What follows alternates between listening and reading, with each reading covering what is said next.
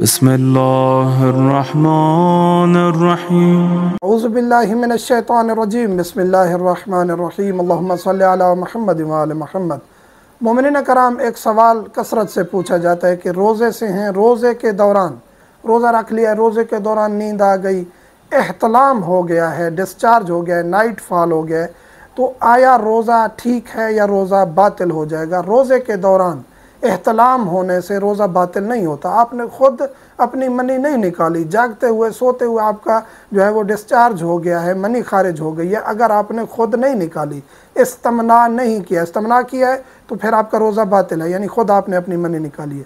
ख़ुद नहीं निकाली, ख़ुद ब खुद हो गई है, सोते जागते आपका एहतलाम हो गया है, डिस्चार्ज हो गए हैं, तो इससे आपका रोज़ा बातिल नहीं होगा। इसी तरह अगर कोई खातून हैज़ की हालत में आ जाती है रोज़े के दौरान, रोज़ा है, अभी रोज़ा रखा है, दिन को किसी भी वक्त पीरियड्स आ जाते हैं, उसका रोज़ा बातिल हो जाएगा। वो रोज़ा कंटिन्यू नहीं रख सकती, और यानी वो रोज़ा शुमार नहीं कर सकती। बाकी एहतराम रमज़ान में खाना पीना और इन चीज़ों से इज्तनाब करना चाहिए।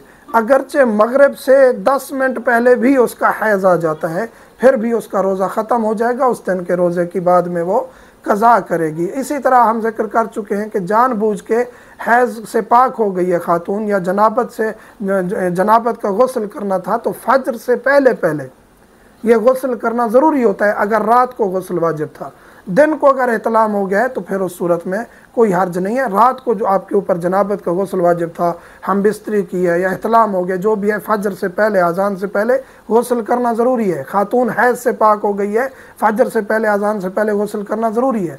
यह है रोज़े के दौरान अगर एहतलाम हो जाता है, ख़ुद मुजनब नहीं हुआ, ख़ुद जानबूझ के मुजनब नहीं हुआ, एहतलाम खुद ब खुद हो गया, तो उसका रोज़ा ठीक है। गुस्ल वो किसी भी वक्त कर सकता है।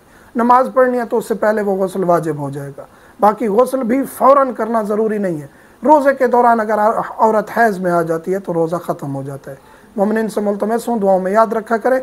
वल्हम्दुलिल्लाहि रब्बिल आलमीन।